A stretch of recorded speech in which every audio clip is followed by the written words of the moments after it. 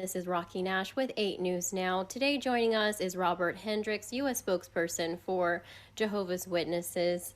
We published a story at the beginning of the month marking the start of a global campaign by Jehovah's Witnesses to distribute electronically and by mail a special edition magazine titled What is God's Kingdom? Can you tell us a little bit about it? Sure, Rocky. First of all, thanks for having us again. We really appreciate it. You know, this global campaign that we're doing comes at just the perfect time because so many people are concerned about government. They're concerned about what's going on in their governments, both locally and nationally. And this isn't just an issue in the United States. We are in the middle of probably one of the most controversial campaigns in our history, or certainly in my lifetime.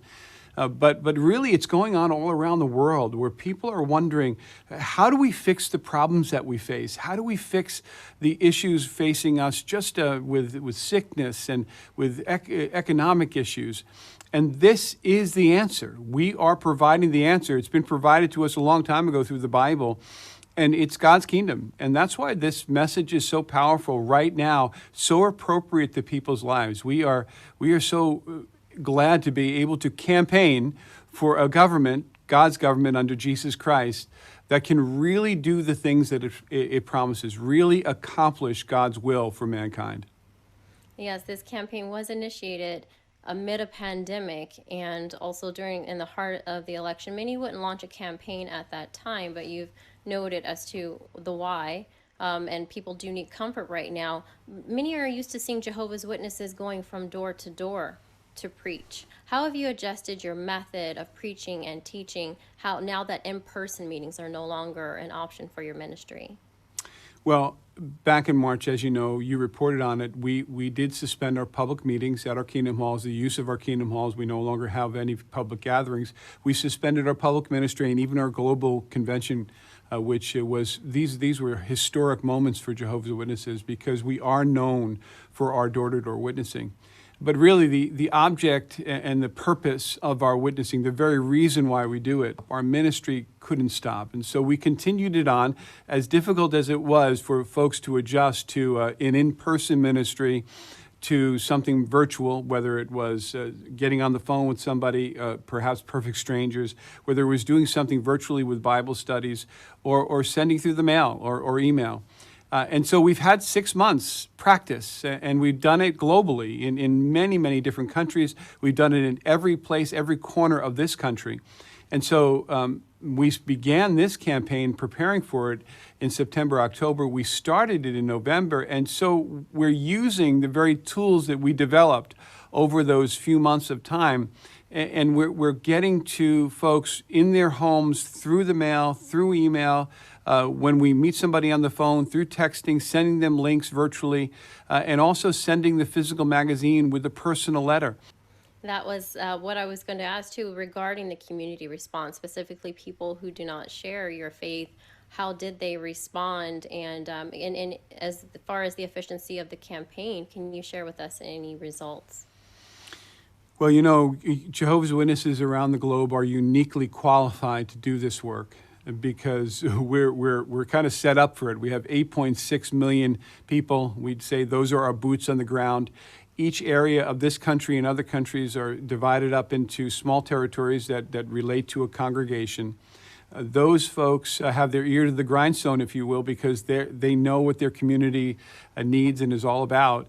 And we have a distribution product, if you will, the magazine that's printed in more than 350 languages, tens of millions of copies, the most widely distributed, the most widely translated, and the most widely printed magazine ever in history. So that's what we had to deal with.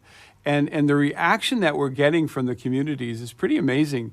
When we go to our neighbors in this way, many are just so thankful to be getting positive news. For example, just in this country, some of our local officials have responded, even in writing, and just have said, thank you for thanking us. Because we're writing these personal letters thanking people thanking our government officials for their work. And they don't get letters like that often. around the world globally, we just had a meeting yesterday with our branches around the world, and several of them talked about the amazing experiences that they're having in places like Samoa and in Bangladesh even, and the reaction from key top officials of their federal government is keep on doing what you're doing. Thank you for what you're doing. And the answers that you're talking about to the problems that we face, God's kingdom is the answer. So some are agreeing. There's some who are saying, don't send it to me again. But at minimum, we're getting the message of God's kingdom out to probably the most important people in the world, the people who are leading our governments and our businesses. And you spoke to it with people experiencing the worldwide pandemic, food shortages, civil unrest, earthquakes, and other major disasters at the same time. There are voicing their concern and uncertainty for the future. So, what would you have to say to viewers who perhaps haven't been reached yet by phone or haven't received your magazine in the mail? Where can they go for more information? You're right. People are going through so much today, and our hearts go out to our neighbors. And many Jehovah's Witnesses, we're not immune to it. We've dealt with it as well. We all need hope. The bottom line, we need a message of hope. We need comfort. And God's kingdom can provide both. And the way that if you haven't gotten contacted by Jehovah's Witnesses, please go to jw.org. It's on that website, right in the homepage, right at the top. You can get a copy of this magazine virtually. And this magazine talks about what is God's kingdom? Why do we believe, and why does the Bible teach that we're close to seeing that kingdom come? And what will it accomplish not only for the world, but also in your lives? Well, thank you again, Mr. Hendriks, for joining us and sharing how Jehovah's Witnesses are doing their part to spread a comforting message throughout the community as we are fast approaching 2021. Thank you again, and go to 8newsnow.com for the full story. As well, visit jw.org to download a copy of this magazine.